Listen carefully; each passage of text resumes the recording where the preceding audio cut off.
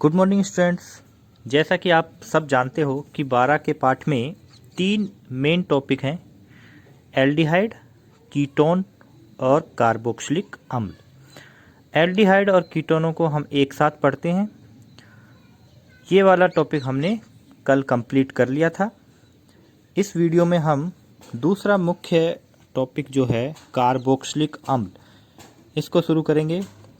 इसके नामकरण, बनाने की विधियाँ, भौतिक गुण, रासायनिक गुण और उपयोग, इस टॉपिक में हम विस्तार से देखेंगे।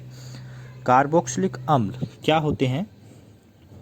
कार्बनिक यौगिक जिनमें COOH क्रियात्मक समूह उपस्थित होता है कार्बोक्सिलिक अम्ल कहलाते हैं। या फिर हम ये कह सकते हैं कि जब किसी हाइड्रोकार्बन में से एक या एक से अधिक हाइड्रोजन परमाणुओं को COOH समूह द्वारा प्रतिस्थापित कर देते हैं तो हमें जो यौगिक प्राप्त होते हैं वही कार्बोक्सिलिक अम्ल कहलाते हैं। COOH की संरचना इस तरह से होती है। कार्बन, एक ऑक्सीजन उससे द्विबंध से जुड़ा रहता है और एक ऑक्सीजन एकल बंध से जुड़ा रहता है, और जो ऑक्सीजन एकल बंध से कार्बन से जुड़ा रहता है वही ऑक्सीजन एकल बंध से हाइड्रोजन से भी जुड़ा रहता है। यानी कि कार्बन से एक OH समूह और एक ऑक्सीजन द्विबंध से जुड़ा रहता है। ये COOH यानी कि कार्बोक्सिलिक अम्ल के क्रियात्मक समूह की संरचना है। इसका सामान्य अणु सूत्र क्या है? CnH2nO2। या फिर इसका सामान्य संरचना सूत्र क्या है? CnH2n+1 COOH। एल्केन का जो संरचना सूत्र है सामान्य, वो क्या होता है? CnH2n+2, और वहाँ से एक हाइड्रोजन को प्रतिस्थापित करके हमने क्या जोड़ दिया है? COOH। तो ये हो गया है +1, क्योंकि एक हाइड्रोजन प्रतिस्थापित कर दिया है और क्या जोड़ दिया उसकी जगह? COOH। तो ये एक सामान्य सूत्र बन गया है। अगर भूल भी जाओ तो एल्केन का याद रखना कि एक हाइड्रोजन को प्रतिस्थापित करके COOH जोड़ा है। तो ये सामान्य सूत्र किसका हो गया है? कार्बोक्सिलिक अम्लों का हो गया है। या फिर इसको इस तरह से लिख सकते हैं, RCOOH। R क्या है? एल्किल समूह है। एल्किल समूह से COOH समूह जोड़ दिया, क्या बन गया? कार्बोक्सिलिक अम्ल का सामान्य सूत्र बन गया। अब है इसका वर्गीकरण। कार्बोक्सिलिक अम्लों का वर्गीकरण COOH समूह की संख्या के आधार पर किया जाता है। अगर COOH समूह किसी कार्बोक्सिलिक अम्ल में एक बार ही आया, यानी कि किसी कार्बोक्सिलिक अम्ल में COOH समूहों की संख्या 1 है, तो ऐसे कार्बोक्सिलिक अम्ल क्या कहलाते हैं? मोनोकार्बोक्सिलिक अम्ल। जैसे कि ये एक उदाहरण है एसिटिक अम्ल का, इसमें एक ही COOH समूह है, इसलिए एसिटिक अम्ल को किस श्रेणी में रखा जाता है? मोनोकार्बोक्सिलिक अम्लों की श्रेणी में रखा जाता है। अब आप समझ गए होंगे कि डाई कार्बोक्सिलिक अम्ल कौन से कार्बोक्सिलिक अम्ल होते हैं? ऐसे कार्बोक्सिलिक अम्ल जिनमें 2 COOH समूह उपस्थित होते हैं डाई कार्बोक्सिलिक अम्ल कहलाते हैं। जैसे कि ये एक उदाहरण है सक्सिनिक अम्ल का। सक्सिनिक अम्ल में 2 COOH समूह उपस्थित होते हैं। और ट्राई कार्बोक्सिलिक अम्ल क्या होते हैं? जिनमें 3 COOH समूह उपस्थित होते हैं। ये एक उदाहरण है प्रोपेन 1,2,3 ट्राई कार्बोक्सिलिक अम्ल का। अगला बिंदु क्या है? एलिफेटिक संरचना वाले मोनोकार्बोक्सिलिक अम्लों को वशीय अम्ल भी कहते हैं, क्योंकि इनके उच्च सदस्य जैसे पामिटिक अम्ल C15H31 COOH, स्टेरिक अम्ल C17H35 COOH वसा के मुख्य घटक हैं। यानी कि वसा में सबसे पहले इनको प्राप्त किया गया था पामिटिक अम्ल, स्टेरिक अम्ल, जो कि कार्बोक्सिलिक अम्ल ही हैं। इसीलिए मोनोकार्बोक्सिलिक अम्लों को वशीय अम्ल भी कहा जाता है। और ये आप कई जगह देखते भी हो कि वशीय अम्लों की उपस्थिति में अभिक्रिया करवाने पर या फिर वशीय अम्लों से अभिक्रिया करवाने पर, तो वशीय अम्ल क्या होते हैं? कार्बोक्सिलिक अम्ल ही होते हैं। कुछ प्रमुख कार्बोक्सिलिक अम्लों के नाम व संरचना देखिए। IUPAC नाम हम 11th क्लास में पढ़ते हैं, और जब ऑर्गेनिक केमिस्ट्री पढ़नी शुरू करी थी तो उससे पहले भी हमने इनको देख लिया था। इसीलिए नोट्स में तो IUPAC नामकरण मैंने शामिल नहीं करे हैं, लेकिन आपको एक बार यहाँ अवश्य रिमाइंड करवा देता हूँ। नामकरण दो तरह का होता है, साधारण नामकरण और IUPAC नामकरण। साधारण नामकरण का जो तरीका है कार्बोक्सिलिक अम्लों का, वो क्या है कि कोई भी आपको कार्बोक्सिलिक अम्ल दे रखा है। साधारण नाम का तरीका क्या है, कोई भी कार्बोक्सिलिक अम्ल दे रखा है, उसमें कुल कार्बन की संख्या गिनो। कितने कार्बन है? 3 कार्बन है। कार्बन के अनुसार हमने कुछ अनुलग्न बना रखे हैं, पूर्व लग्न बना रखे हैं। कार्बन के अनुसार पूर्व लग्न, और उसके आगे क्या लिख देंगे? कार्बोक्सिलिक अम्ल का साधारण अनुलग्न। कार्बोक्सिलिक अम्ल का साधारण अनुलग्न क्या होता है? एक अम्ल या एक एसिड। ठीक है, ICACID। एक कार्बन होता है जो दिया गया कार्बोक्सिलिक अम्ल है, मान लिया उसमें एक ही कार्बन है, जैसे कि फॉर्मिक अम्ल होता है, एक ही कार्बन है। तो एक कार्बन के लिए जो पूर्व लग्न होता है वो क्या होता है? फॉर्म होता है, ये आपको पता है। 2 कार्बन है तो क्या होता है? एसीट होता है। 3 कार्बन होता है तो क्या होता है? प्रोपियोन होता है। तो यहाँ देखिए कितने कार्बन हैं? 3 कार्बन हैं। इसी तरह से और भी हैं, गिने चुने ही हैं। 4 कार्बन होता है तो ब्यूटायर होता है। ब्यूटायर 2 तरह का होता है, एन ब्यूटायर, आइसोब्यूटायर। 5 कार्बन होते हैं तो वेलेर कहते हैं। 6 कार्बन होते हैं तो फिर उनका साधारण नाम नहीं होता है। ठीक है, 5 कार्बन तक ही साधारण नाम लिखे जाते हैं। 3 कार्बन के साथ एक द्विबंध आता है तो एक्राइल बोलते हैं, और 4 कार्बन के साथ एक द्विबंध आता है तो क्रोटोन बोलते हैं। तो इस तरह से ये कार्बन के अनुसार पूर्व लग्न लगाए जाते हैं। गिने चुने हैं, इसलिए इनको याद करने में कोई दिक्कत है नहीं। यहाँ जो हमने उदाहरण लिया है उसमें कितने कार्बन हैं? 3 कार्बन है। क्रियात्मक समूह का कार्बन भी गिना जाता है। तो 3 कार्बन को बोलते हैं प्रोपियोन,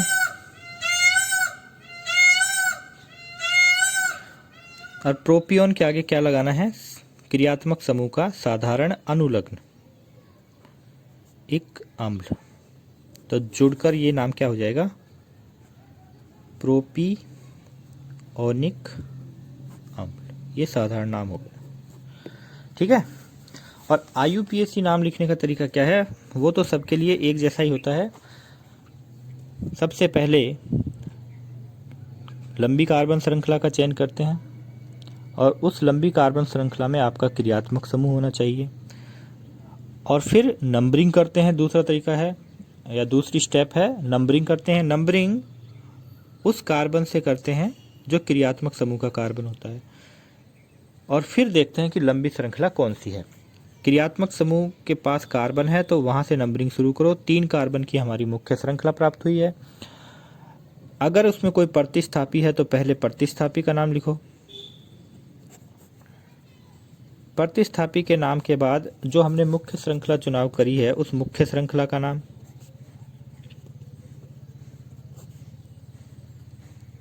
और मुख्य श्रृंखला के नाम के बाद क्रियात्मक समूह का IUPAC अनुलग्न।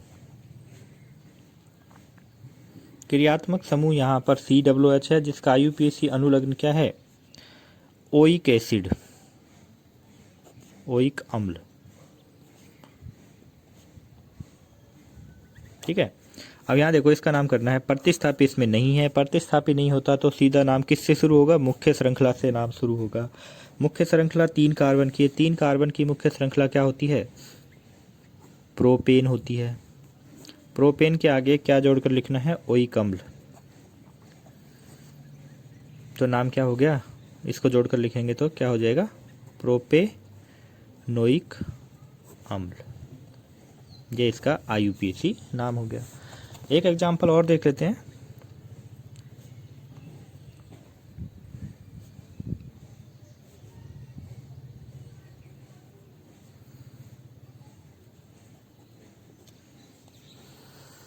ये देखिए कितने कार्बन है इसमें, 1 2 3 4 5, 5 कार्बन को बोलते हैं वैलेर।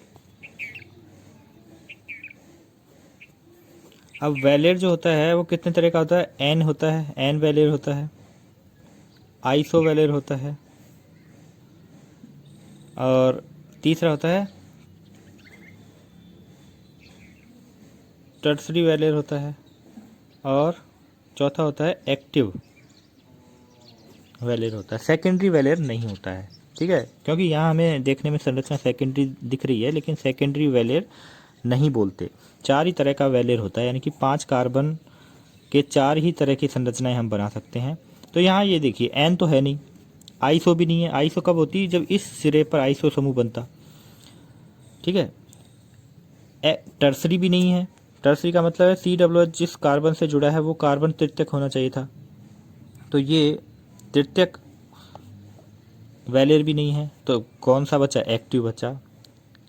एक्टिव वैलेर का मतलब होता है कि जो कार्बोक्सिलिक अम्ल की संरचना दी गई है उसमें कोई ऐसा कार्बन है जिसकी चारों संयोजकताएं अलग हैं, तो ये वो कार्बन है जिसकी चारों संयोजकताएं अलग होती हैं, तो यही नाम इसको दिया जाता है। यानी कि वैलेर तो लिखना ही है, वैलेर तो हमें लिखना ही है, 5 कार्बन के लिए वैलेर है। और वैलेर के आगे क्या लिखना है, इसका साधारण अनुलग्न क्या है, इक एसिड, एक अम्ल। तो ये क्या हो गया, वैलेरिक अम्ल। अब कौन सा वैलेरिक अम्ल है, यानी कि एन है, आइसो है, तृतीयक है, एक्टिव है, कौन सा है, ये इसके आगे लिखना होगा। तो वो हमने एक एक करके पहचाना है। एन नहीं है क्योंकि एन में सीधी श्रृंखला होती है, आइसो भी नहीं है क्योंकि आइसो इस सिरे पर बनता है, तो ये एन भी नहीं है, आइसो भी नहीं है। तो देखते हैं तृतीयक है कि नहीं। तृतीयक क्या है, जब COOH जिस कार्बन से जुड़ा है वो कार्बन 3 एल्किल समूह से और जुड़ा हुआ है तो वो तृतीयक वैलेर होगा। ये कार्बन तो 2 ही एल्किल समूह से जुड़ा हुआ है, तो ये तो द्वितीयक कार्बन है, इसका मतलब ये तृतीयक वैलेर भी नहीं है। तो कौन बचा, एक्टिव बचा। एक्टिव का मतलब है कि दिए गए कार्बोक्सिलिक समूह में कोई ऐसा कार्बन है जिसकी चारों संयोजकताएं अलग अलग हैं, तो वो एक्टिव वैलेर होता है। तो नाम क्या लिख दिया, एक्टिव वैलेरिक अम्ल, ठीक है। तो ये थे साधारण और IUPAC नाम। एक यहाँ पर सारणी बना के मैंने कुछ मुख्य कार्बोक्सिलिक अम्लों के नाम और संरचना बना रखी हैं, जिसमें हमने मोनोकार्बोक्सिलिक और डाई कार्बोक्सिलिक, ट्राई कार्बोक्सिलिक तीनों ही तरह के एग्जाम्पल लिए हैं। ये देखिए आपको पता है HCOOH साधारण नाम है फार्मिक अम्ल, IUPAC नाम है मेथेनोइक अम्ल। किसी भी संरचना में कोई दिक्कत हो, किसी का नाम लिखने में कोई प्रॉब्लम हो तो मुझे ज़रूर बताना, कमेंट बॉक्स में लिखना कि सर इसका नाम हमें फिर से समझाइए। ये है ऑक्जेलिक अम्ल। देखिए साधारण नाम लिखने का तरीका जिस तरीके से हम पढ़ रहे थे वो तरीका नहीं होता, ये एक तरह से रूढ़ नाम है, यानी कि जिस स्रोत से प्राप्त हुए उसी के आधार पे इनका नाम लिख दिया गया। तो आप इनका साधारण नाम यानी कि डाई कार्बोक्सिलिक अम्लों का साधारण नाम किसी नियम से नहीं कर सकते, इनको याद ही रखना पड़ेगा और एग्जाम में भी ये पूछे जाते हैं। तो ऑक्जेलिक अम्ल क्या है, जब 2 COOH समूह आपस में जुड़े हैं वो ऑक्जेलिक अम्ल है। और IUPAC नाम क्या होगा इसका, एथेन डाईओइक अम्ल। मेलोनिक अम्ल भी रूढ़ नाम है, जब 2 COOH के बीच में एक CH2 समूह आ रहा है, 2 COOH के बीच में एक CH2 समूह आ रहा है तो वो मेलोनिक अम्ल है। इसका IUPAC नाम क्या होगा, प्रोपेन डाईओइक अम्ल। देखिए मुख्य श्रृंखला कितने कार्बन की है, 3 कार्बन की, इसलिए प्रोपेन बोला। 2 COOH आ रहे हैं तो क्या बोल दिया, डाईओइक अम्ल, ठीक है। ग्लूटेरिक अम्ल क्या है, देखिए मेलोनिक अम्ल के बाद हम सक्सेनिक अम्ल आता है, क्योंकि वो मैंने यहाँ पर ऐड कर दिया था तो इस सारणी में नहीं लिखा। जब 2 COOH के बीच में 2 CH2 आते हैं तो वो सक्सेनिक अम्ल है। सक्सेनिक अम्ल में जब मुख्य श्रृंखला देखते हैं तो 4 कार्बन की होती है, 4 कार्बन की मुख्य श्रृंखला ब्यूटेन है। ब्यूटेन के बाद IUPAC अनुलग्न लिखते हैं, ओइक अम्ल लिखते हैं, कितनी बार आ रहा है, 2 बार आ रहा है तो डाईओइक अम्ल लिख दिया है, तो ये IUPAC नाम हो गया, ठीक है। ग्लूटेरिक अम्ल में क्या होता है, 2 COOH के बीच में 3 CH2 समूह आ रहे हैं तो वो ग्लूटेरिक अम्ल होता है। 5 कार्बन की मुख्य श्रृंखला है पेंटेन, 2 COOH है, तो ओइक अम्ल से पहले क्या लिख दिया, डाई ओइक अम्ल।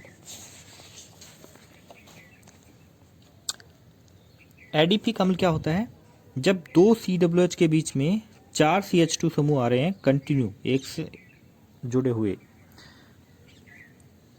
तो एडिपिक अम्ल कहलाता है।